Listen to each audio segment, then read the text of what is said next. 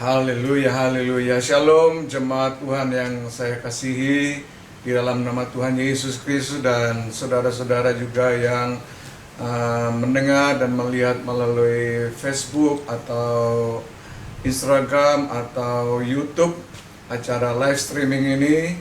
Kita akan memasuki pada minggu yang ketiga, berhubung kita belum bisa berjumpa di gereja, tetapi kita tetap bisa berjumpa melalui acara mimbar hari Minggu ini.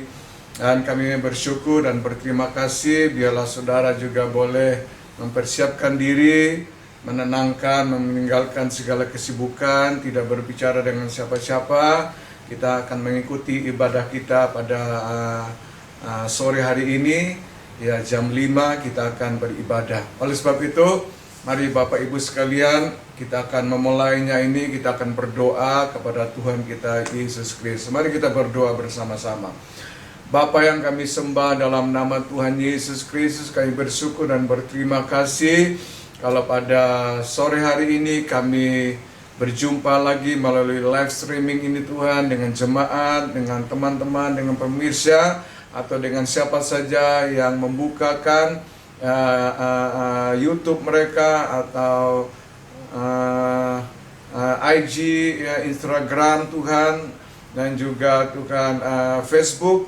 Dan biarlah kami semuanya diberkati oleh ibadah kami, puji-pujian dan terutama firman-Mu Tuhan, agar kami yang senantiasa ada di rumah dan kami yang senantiasa sedang bergumul menantikan pertolongan, dan kita sama-sama merindukan agar virus atau COVID-19 ini akan segera berakhir. Kami mau menenangkan hati dan pikiran kami untuk beribadah dan mendengarkan firman-Mu Tuhan. Terima kasih Bapa, kami mengucap syukur.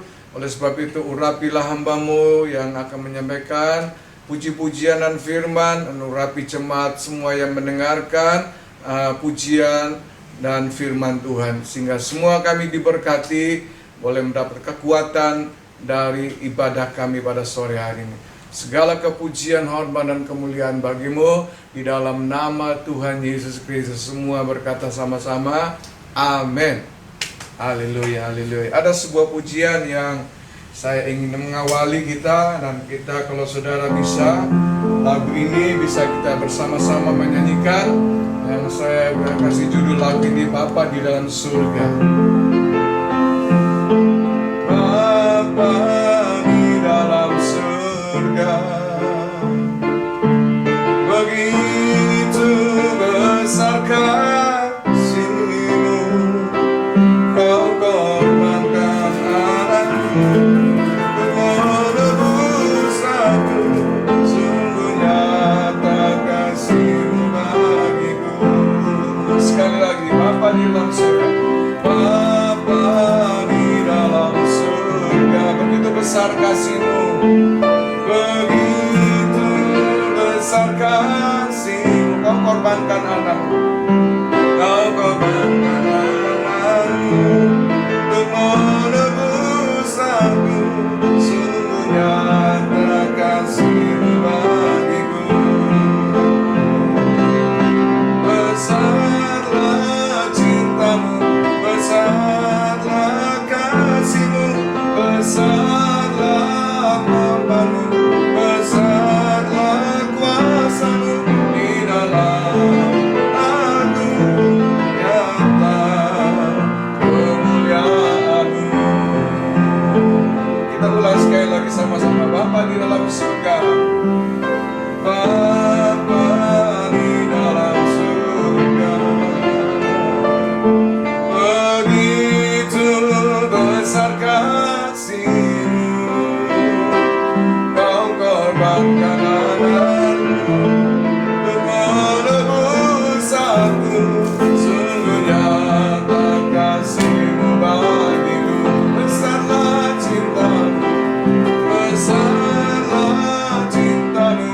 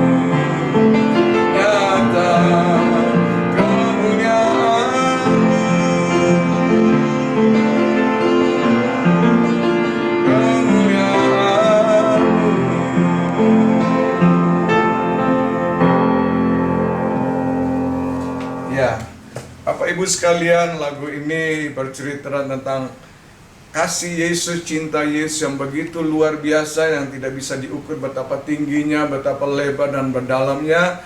Sehingga beberapa waktu yang lalu kita sudah memperingati Jumat Agung, bahkan akhirnya Yesus bangkit.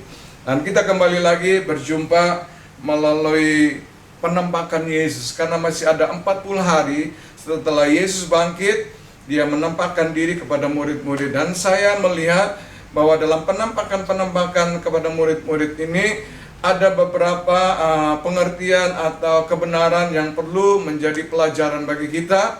Karena saat itu juga, ya, dimana ketika mulai Yesus ditangkap, diadili sampai mati, murid-murid pun juga mengalami ketakutan. Ya, karena mereka berpikir kalau gurunya saja ditangkap, disesatkan demikian, betapa membayangkan kalau mereka pun juga ketahuan dan mereka ditangkap, mereka akan mengalami hal yang sama. Nah, pada saat ini juga kita sedang mengalami satu peristiwa yang mengerikan bagi dunia, yaitu karena COVID-19 ini. Siapakah yang tidak takut?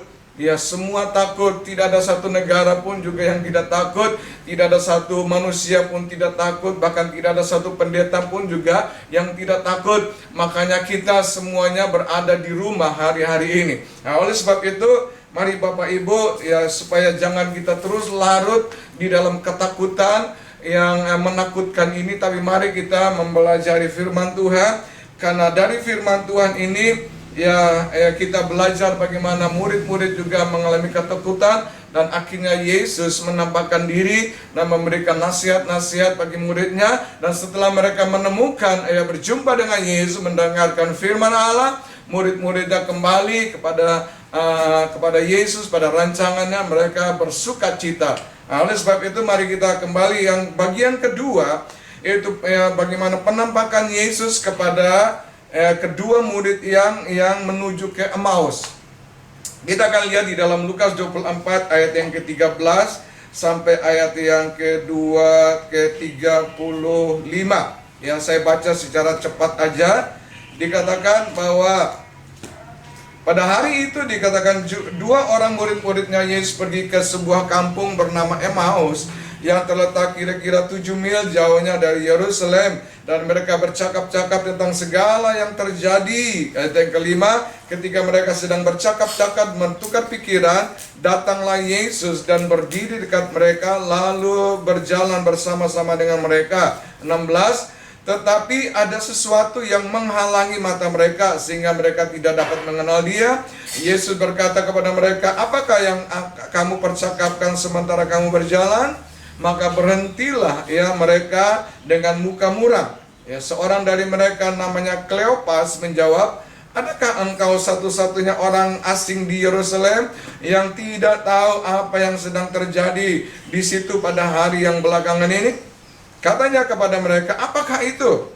Ya, jawab mereka, apa yang terjadi dengan Yesus orang Nazaret? Dia adalah seorang nabi yang berkuasa dalam pekerjaan dan perkataannya terhadap Allah dan di depan seluruh bangsa kami. Ayat yang ke-20, tetapi imam-imam, ya, kepala dan para imam pemimpin-pemimpin kami yang telah menyerahkan dia untuk dihukum mati, dan mereka telah menyalibkannya. Ayat 21, padahal kami dahulu mengharapkan, mengharapkan bahwa dialah yang datang untuk membebaskan bangsa Israel. Tetapi sementara itu ia telah lewat 3 hari sejak semuanya itu terjadi. 22, tetapi beberapa perempuan dari kalangan kami telah mengejutkan kami pagi-pagi buta. Mereka telah pergi ke kubur dan tidak menemukan mayatnya. Lalu mereka datang dan memberitakan dengan berita bahwa telah kelihatan pada mereka malaikat-malaikat yang mengatakan bahwa ia hidup.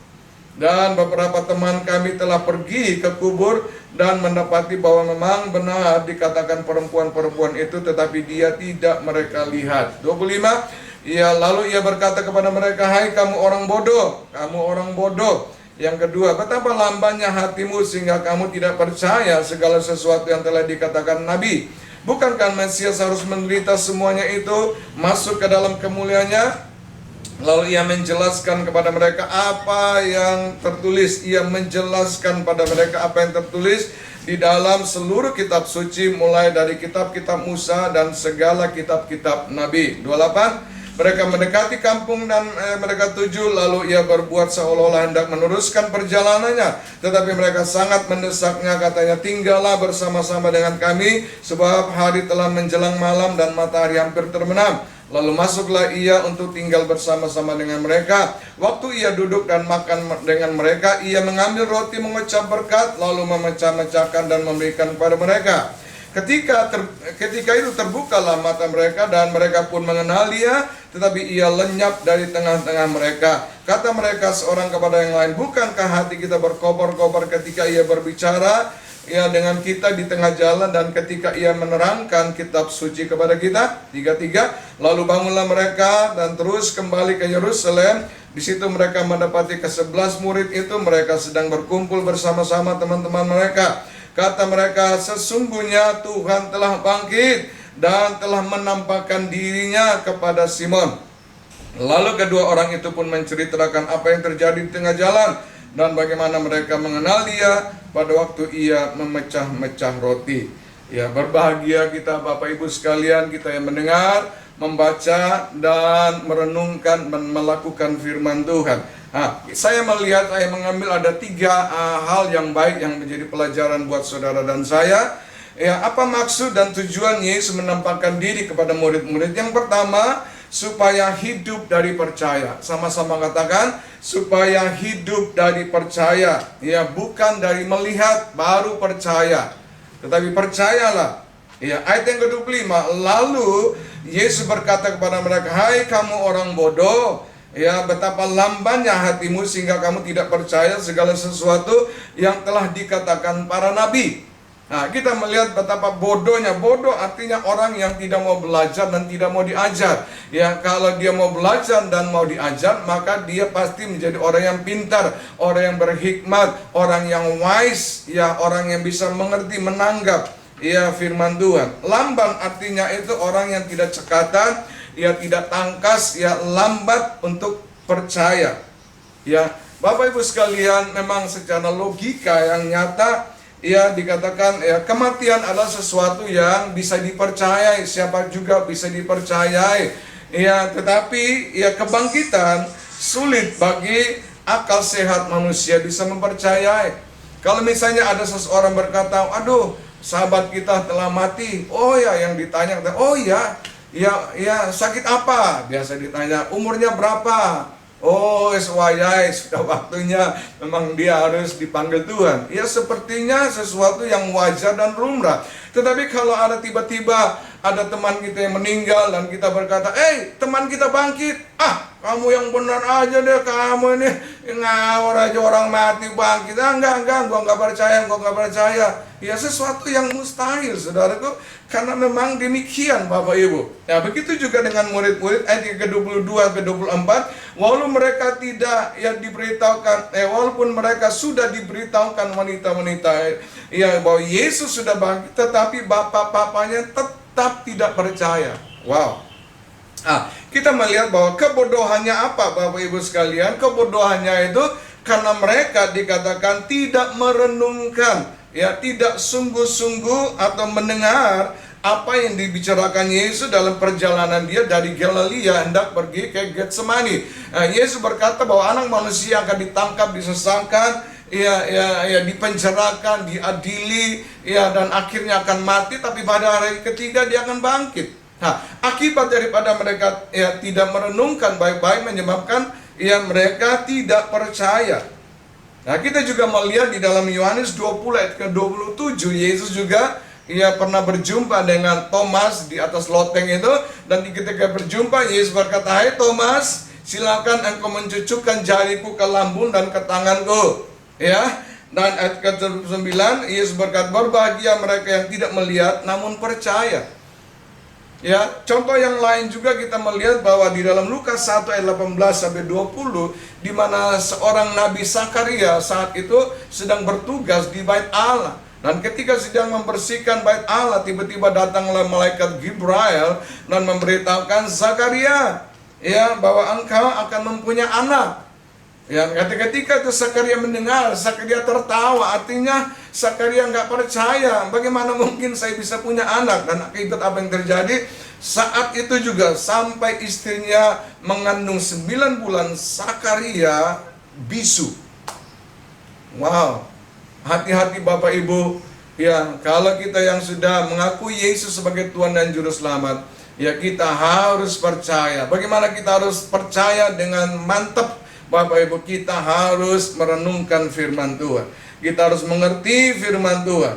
Ya, Bapak Ibu sekalian, bagaimana tanggapan kita atau respon kita pada waktu kita mendengar atau melihat ya tentang COVID-19 seperti seekor monster yang sedang membunuh manusia itu dengan semena-menanya, seperti manusia tidak berdaya untuk mengelak daripada COVID-19 itu. Bapak Ibu sekalian, melalui perenungan pada saat ini, ya saya mengatakan percayalah ya bahwa Yesus yang sudah bangkit, Yesus yang sudah mengalahkan kematian atau maut, ya Dia sanggup akan menjaga dan melindungi saudara dan saya. Yang percaya katakan, ya, kita harus mengaminkan itu.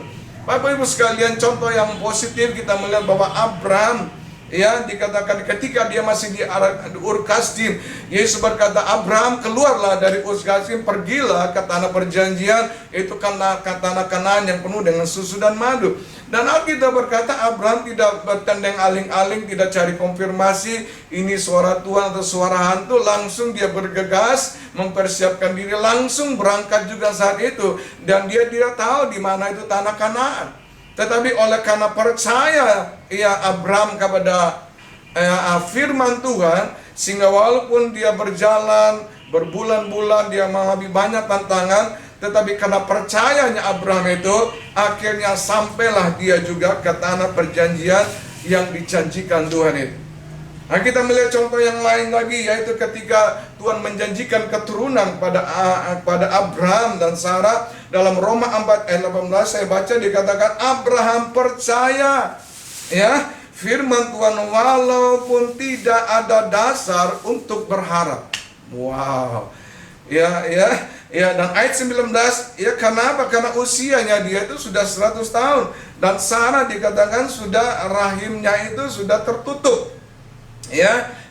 Akhirnya tidak bisa lagi mengandung dan melahirkan anak. Tetapi oleh karena percayanya Abraham ya kepada janji Tuhan, dan akhirnya yang mustahil menjadi kenyataan.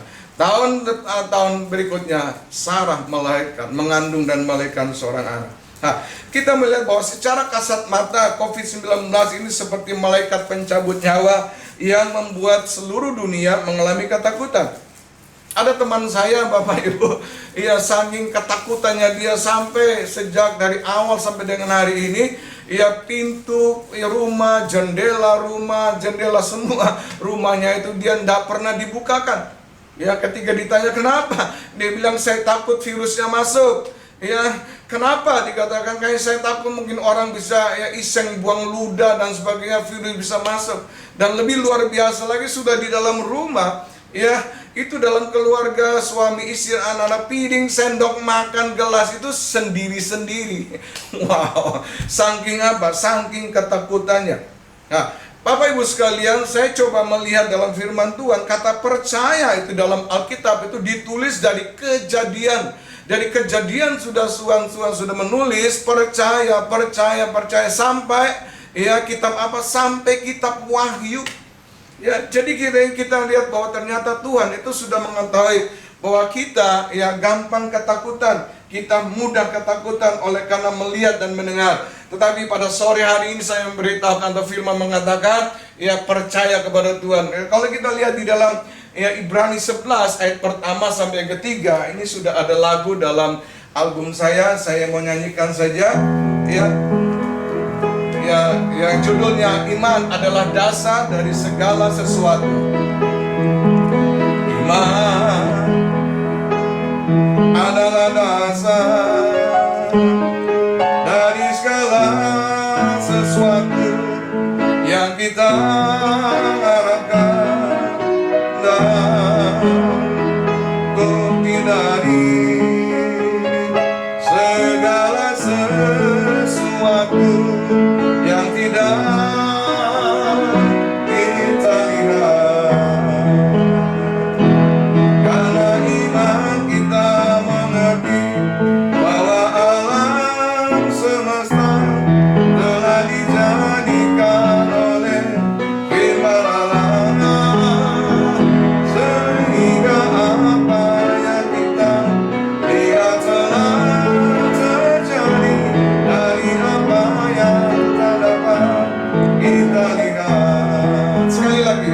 adalah dasar iman, adalah dasar dari segala sesuatu yang kita harapkan, dan bukti dari segala sesuatu yang tidak kita lihat. Ayat yang ketiga, karena iman kita mengerti bahwa alam semesta telah dijadikan oleh firman Allah, sehingga apa yang kita lihat telah terjadi dari apa yang tak dapat kita lihat. Itu iman.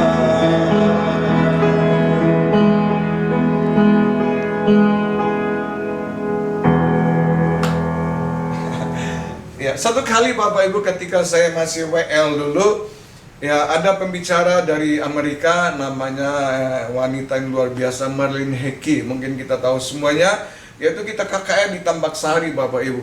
Nah, ketika KKR ya temanya itu inner healing. Ya, Bapak Ibu sudah membayangkan kalau disebut inner healing itu berarti kesembuhan. Jadi dengan kata lain bahwa rumah sakit pindah ke Tambak Sari. Ya, masalah tabung itu untuk diinfus itu tabungnya dari paling gede, paling sedang, paling kecil ada semua di lapangan bola. Ya, orang-orang dipikul ada semua, orang-orang yang di kursi roda ada semuanya. Nah, ketika saya mulai memimpin puji-pujian, ya rupanya di tengah puji-pujian tiba-tiba Roh Kudus suruh saya berhenti Bapak Ibu. Dan ketika saya berhenti, ya tiba-tiba ya Roh Kudus suruh tanya kepada jemaat, apakah kalian mau sembuh? Ya, satu pertanyaan yang aneh bukan? Ya, padahal mereka datang ke situ kan tujuannya untuk kesembuhan. Tetapi ketika saya bertanya demikian, saudaraku, ya rupanya mereka itu ya tidak memperhatikan puji-pujian, tidak sungguh-sungguh beribadah. Mereka cuma berpikir kapan pendetanya khotbah, kapan pendeta tercall, kapan saya ditumpangi tangan, apalagi kalau diputar-putar maka mujizat kesembuhan terjadi. Rupanya Tuhan tahu, ya ketika itu Tuhan bertanya, maukah engkau sembuh?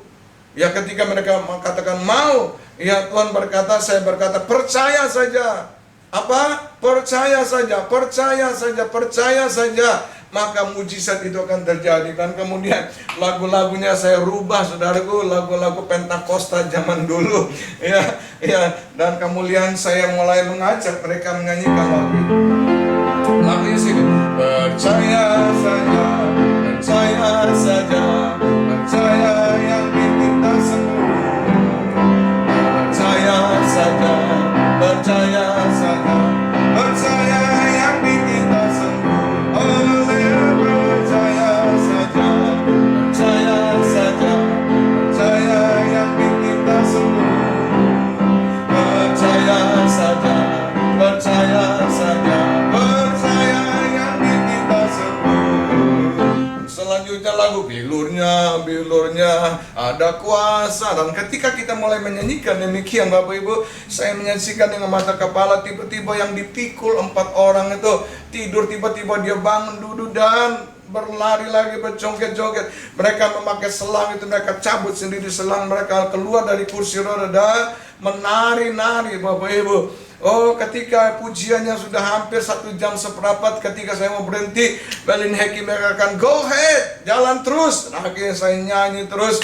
Dan setelah itu dia tampil dan dia berkata, Tuhan kita luar biasa, dia telah hadir. Oleh karena percaya kalian kepada Yesus Kristus, maka hari ini Tuhan sudah membuktikan kuasa yang dia sembuhkan kita. Dan kemudian dia mengangkat tangan, dia memberkati dan selesai. Dan ketika dia kembali ke kursi, ya para panitianya bengong semua. Karena mereka berkata, kenapa enggak khotbah? Kalau hanya untuk berkata demikian, ngapain kami undang engkau datang dari Amerika, biaya mahal dengan membawa rombongan? Dia berkata, apalagi yang kalian harapkan? Ya, karena Yesus, ya oleh percaya daripada jemaat, Yesus sudah menyatakan kuasanya. Nah, oleh sebab itu sekali lagi Bapak Ibu, ya saya mengatakan, ya atau Yohanes 12 ayat 14 ayat 12 berkata, Yohanes 14:11, sesungguhnya barang siapa percaya kepada, sesungguhnya itu aku seperti aku bersumpah, kata Yesus, barang siapa percaya kepadaku, dia akan melakukan juga pekerjaan-pekerjaan yang aku lakukan, bahkan pekerjaan-pekerjaan yang lebih besar daripada itu.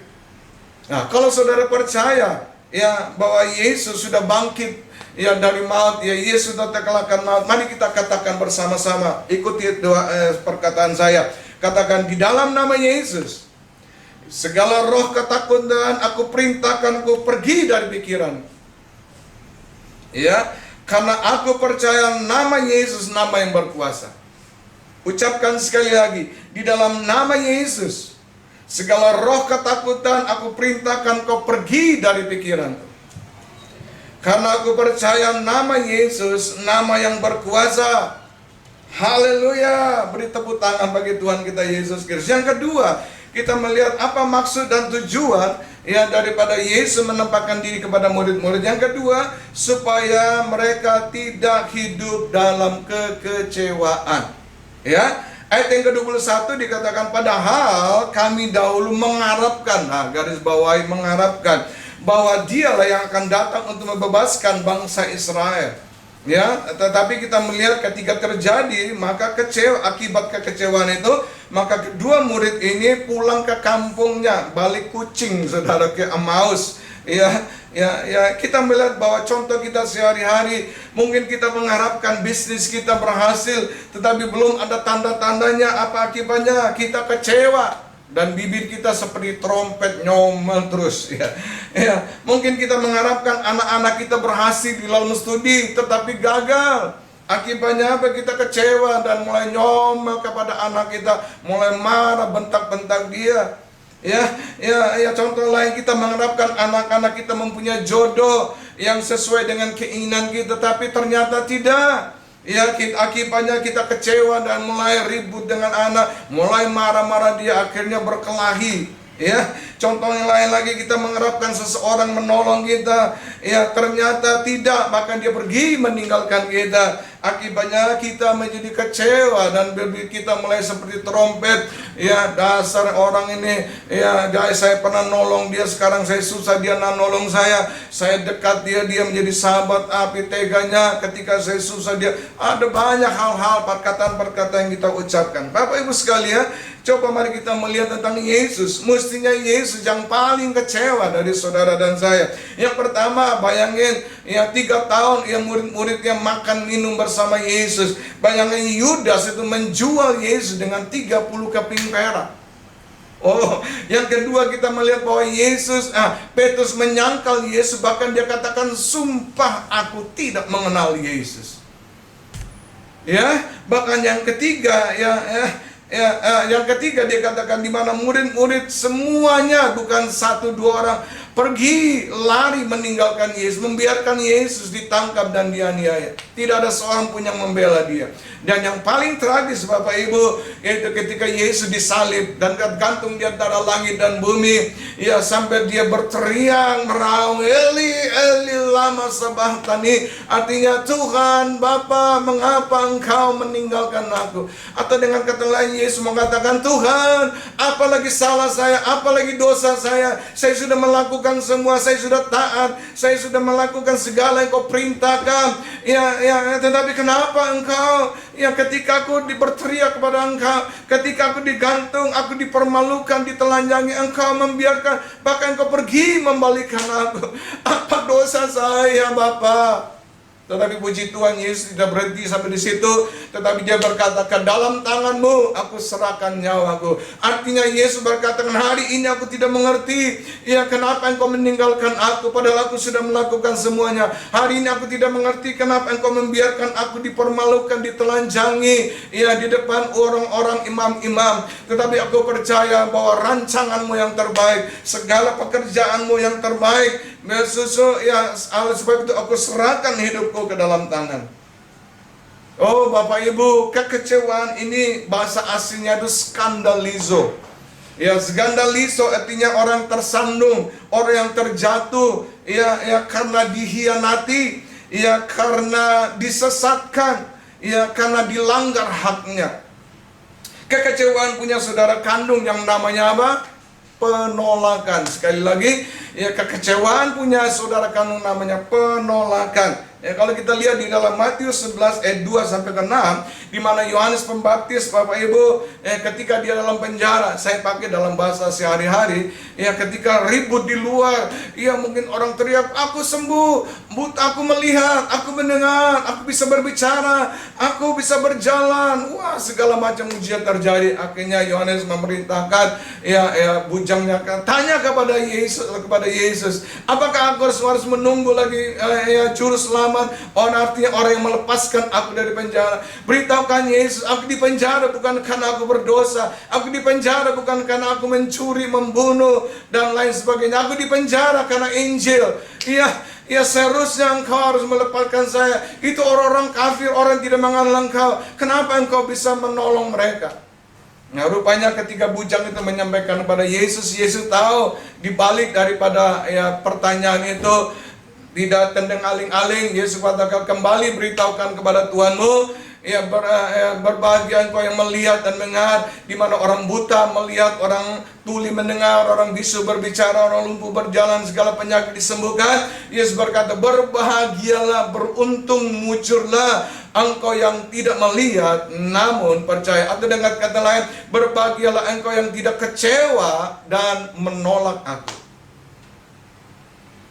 Kecewa ini seperti bom waktu, Bapak Ibu sekalian. Kita melihat apa yang disebut bom waktu. Ketika Absalom melihat adiknya, saudara Amnon memperkosa adiknya Tamar, ya, papanya seperti Daud tidak mengadilinya dengan sepantas, dengan sewajar, cuma menegur dan sebagainya. Akibat daripada kekecewaan Absalom, adiknya tidak diadili dengan benar.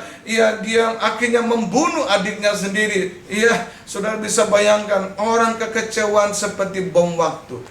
Tidak peduli engkau papa, engkau mama, engkau adik atau kakak. Tetapi kalau engkau menyimpan kekecewaan, engkau akan seperti bom yang menghancurkan segala sesuatu. Contoh lain juga kita melihat dengan Kain dan Habil, di mana ketika Kain itu mempersembahkan korban, rupanya persembahannya itu tidak diterima seperti yang ditolak oleh Tuhannya, maka dia kecewa kepada Tuhannya. Akibatnya kekecewaan dilampiaskan kepada adiknya Habil. Bayangkan mereka cuma ada di tempat itu, hidup berhari-hari. Kekecewaan, akhirnya Habil pun dibunuh oleh Kain. Oh, Bapak Ibu sekalian, kekecewaan itu seperti bom waktu, dan kalau dia meledak, dia akan menghancurkan dirimu dan menghancurkan siapapun juga yang dekat. Kekecewaan juga itu, saudaraku, bisa menyebabkan tubuh kita menjadi lemah. Kita tidak bergairah, tidak punya kemampuan, tidak kuat. Akibatnya maka kekebalan tubuh kita menjadi lemah. Akibat daripada kelemahan itu menyebabkan virus gampang menyerang kita.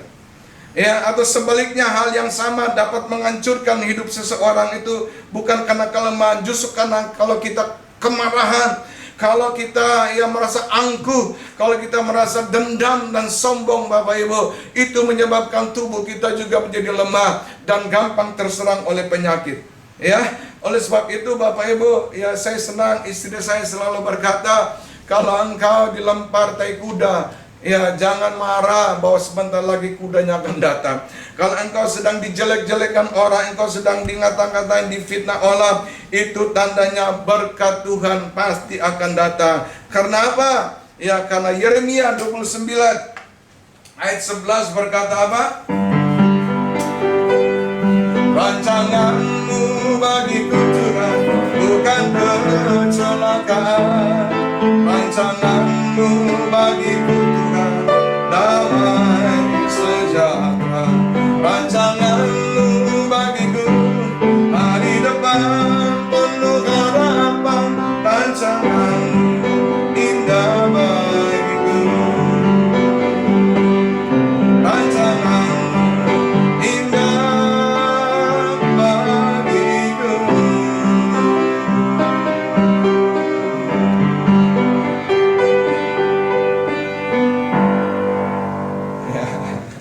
Bagaimana mengatasi kekecewaan, Bapak Ibu sekalian? Ayat yang ke-26, dikatakan, bukakan Mesias yang harus menderita semuanya itu untuk masuk ke dalam kemuliaan. Atau dalam Matius 16 ayat 24 berkata, setiap orang yang mau mengikuti aku, ia harus menyangkali diri dan memikul salib dan mengikuti aku. Atau dengan kata lain saya mengatakan, no cross, no glorious. Tidak ada salib, maka tidak akan ada kemuliaan Allah. Saudara mau pilih yang mana? Ya. Bagian yang ketiga, Bapak Ibu, bagian yang terakhir, apakah maksud dan tujuan Yesus menampakkan diri kepada murid-muridnya? Yang ketiga, supaya mereka mengerti maksud dan tujuan ya bahwa Yesus datang ke dunia ini. Ya, sekali lagi, supaya mereka mengerti maksud dan tujuan Yesus datang ke dunia ini. Ayat yang ke-27, lalu Yesus menjelaskan, garis bawahi, menerangkan, ya, mengartikan, ya, atau memberi penjelasan kepada mereka apa yang tertulis tentang dia dalam seluruh kitab suci, mulai dari kitab-kitab Musa dan kitab yang segala kitab nabi-nabi.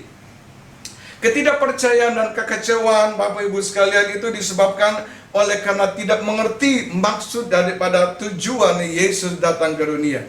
Ya, ketidakpercayaan dan kecewa itu ya itu disebabkan oleh karena ketidakmengerti. Ya, kenapa kita harus menderita? Ada berapa banyak orang sering bertanya, ya saya sudah berdoa, saya sudah ke gereja, saya sudah beribadah, saya sudah melayani Tuhan, saya sudah memberi persembahan, mengalirkan perpuluhan, saya sudah melakukan semua, tetapi kenapa aku harus menderita? Kenapa aku susah? Kenapa aku diciak orang? Kenapa aku sakit? Kenapa? Banyak sekali pertanyaan-pertanyaan. Bapak Ibu sekalian, kita melihat juga, ya, kita melihat tentang murid Tuhan ini, ya dikatakan, ya, tetapi setelah Yesus menjelaskan, ya karena mereka tidak mengerti, mungkin juga kita tidak mengerti firman Tuhan. Ya, kita berpikir bahwa kalau kita mengikuti Yesus semua jadi baik. Oh, tidak. Ya, Alkitab berkata, ya mereka, ya setelah mereka mengerti, mereka meresponinya dengan cara apa? Akhirnya malam itu juga kedua murid itu kembali ke Yerusalem dan berbicara bahwa mereka berjumpa dengan Yesus. Ya, banyak sekali lagi orang Kristen mengenal Yesus, sehingga ya ketika penderitaan, persoalan datang, mereka berdoa. Ya, atau kita pun berdoa. Dan tetapi ketika Yesus belum menjawab doa, gimana respon kita? Kita pasti kecewa, dan mungkin kita meninggalkan Yesus, wes dak gereja-gerejaan, nggak pelayanan-pelayanan, ya nggak Tuhan-Tuhan, nggak patean, artinya Anda langsung mati, Bapak Ibu sekalian.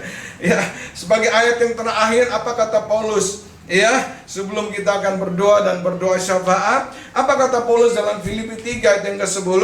Yang kukehendaki, ini kata Paulus, ya, ialah atau yang menjadi cita-citaku, yang menjadi masa depanku, ialah mengenal Dia, ya, mengenal Yesus dan kuasa kebangkitannya, ya, dan persekutuan di dalam penderitaannya, di mana aku menjadi serupa dengan Dia di dalam kematiannya, supaya apa? Ayat 11 ini kuncinya, supaya aku akhirnya meroleh kebangkitan dari antara orang mati.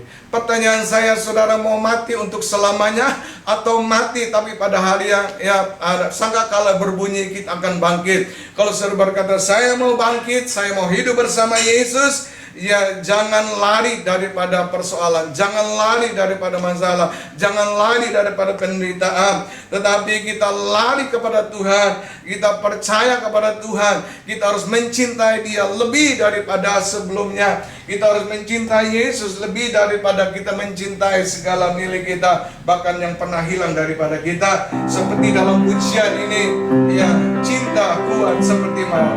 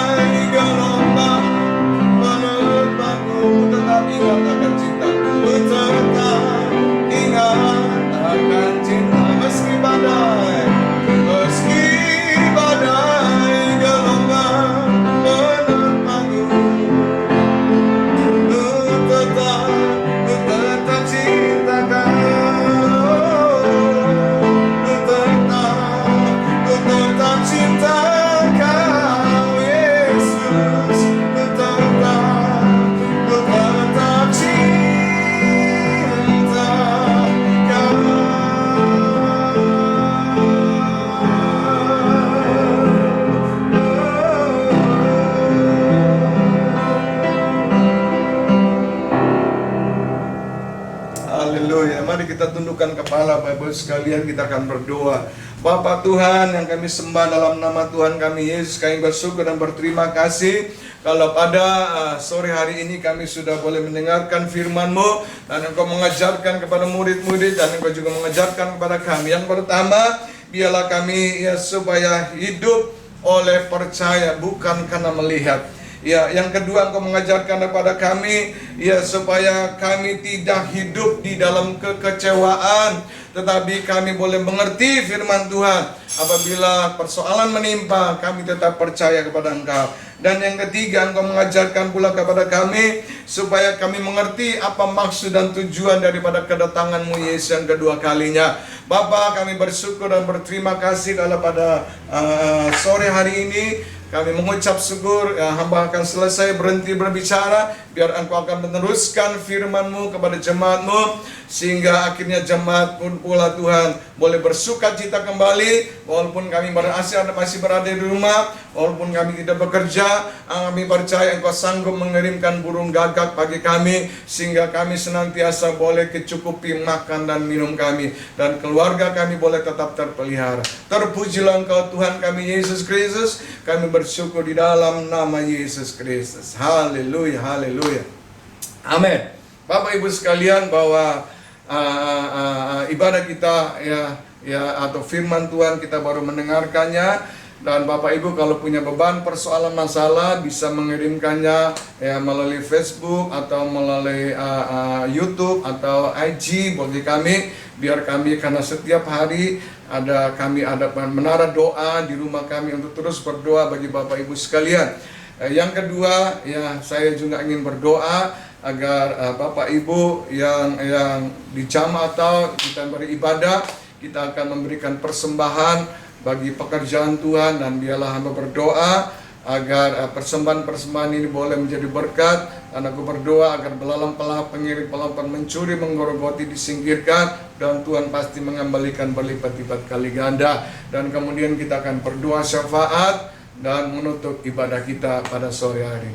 Terima kasih Bapa, kami mengucap syukur dan berterima kasih kepada jemaat-Mu yang sudah boleh mendengar firman Tuhan. Dan saat ini mereka akan memberi persembahan. Biarlah Engkau sendiri berkata memerintahkan bagi kami untuk menghalaukan segala belalak, pengolpat, pengiring yang mencuri, menggorgoti segala harta milik bisnis kami. Dan Engkau juga berjanji untuk menjaga, melindungi kami, dan mengembalikan 30, 60, bahkan 100 kali lipat. Terpujilah Engkau Tuhan kami Yesus Kristus. Dan saat ini kami akan berdoa syafaat kepada Engkau, dan kiranya Engkau boleh mendengarkan doa syafaat kami di dalam nama Yesus Kristus. Amin. Mari kita berdoa syafaat. Tuhan, kami bersyukur dan terima kasih kepadamu apapun yang terjadi hari-hari ini atas hidup kami Tuhan. Kami percaya pertolongan Tuhan tidak akan pernah terlambat dalam kehidupan kami. Kami percaya setiap hari ada mujizat demi mujizat yang akan terjadi atas hidup kami Tuhan. Kau akan lindungi setiap keluarga kami, suami, istri, anak-anak, cucu dan menantu, semua dalam perlindungan pemeliharaan-Mu. Jemaat GBI Maker Tuhan, semua jemaat kami Tuhan, baik itu pemain musik, singer, song leader, multimedia, semua kami yang melayani, yang bergabung dalam gereja GBI Maker, aku minta di dalam nama Yesus, lepaskan kesembuhan, lepaskan Tuhan kesehatan yang daripadamu. Jauhkan mereka dari segala sakit, penyakit dan mara bahaya, segala roh kemiskinan, kemelaratan, kekurangan kami tolak dalam nama Yesus. Kami percaya roh kelimpahan, kemakmuran itu terjadi atas jemaat kami di GBI Maker Tuhan. Kami akan mengalami kebahagiaan di Yerusalem. Kami percaya kami akan melihat setelah kami keluar dari COVID-19 ini Tuhan, kami akan melihat orang yang sungguh-sungguh mencari Tuhan. Tuhan akan perbedaan. Kami percaya di dalam nama Yesus, kuatkan dan teguhkan hati anak-anak-Mu supaya mereka tidak berbuat dosa, supaya mereka tetap dalam hadirat Tuhan. Terima kasih Tuhan. Dalam nama Yesus kami berdoa dan mengucap syukur.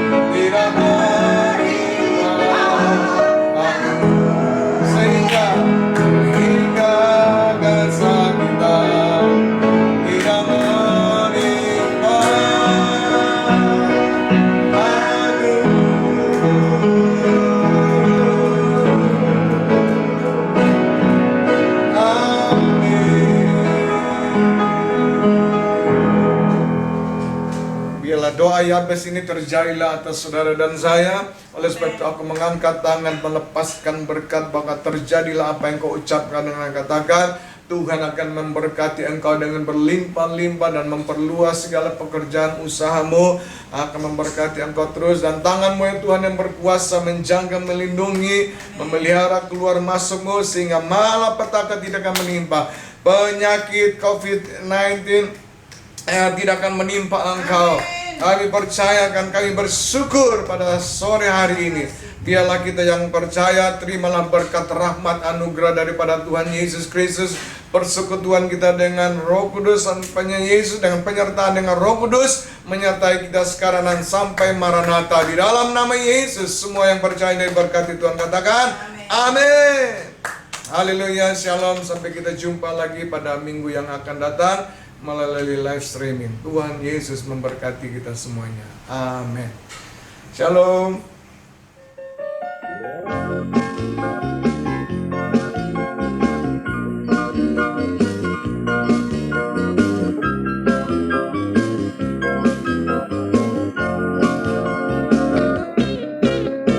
Bila dua orang berkumpul dalam namanya, Yesus pasti hadir di tengah mereka. Bila dua orang bersehati dan sepakat, minta apa saja pasti Dia beri. Bila dua orang berkumpul dalam namanya, Yesus pasti hadir di tengah mereka. Bila dua orang bersehati dan sepakat, minta apa saja pasti Dia beri. Itulah janji Tuhan bagi orang percaya yang hanya berharap kepada Dia. Pasti ada kesukaan di dalam hidupnya, berkemenangan dan berkelimpahan.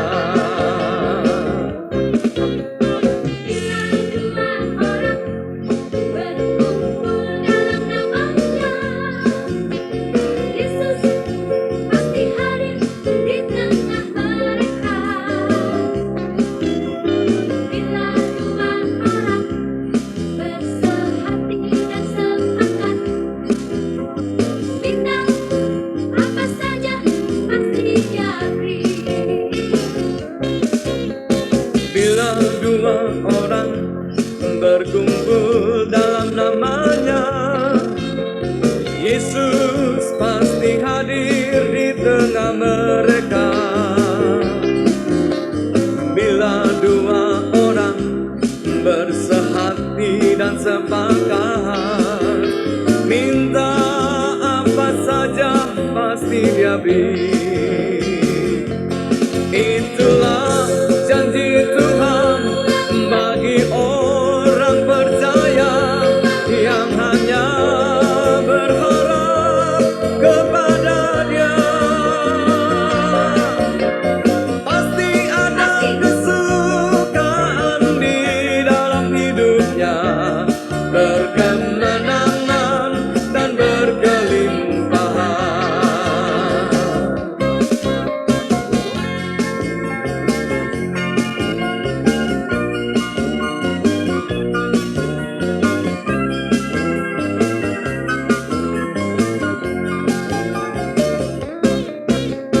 Bila dua orang berkumpul dalam namanya, Yesus pasti hadir di tengah mereka. bila dua orang bersehati dan sepakat,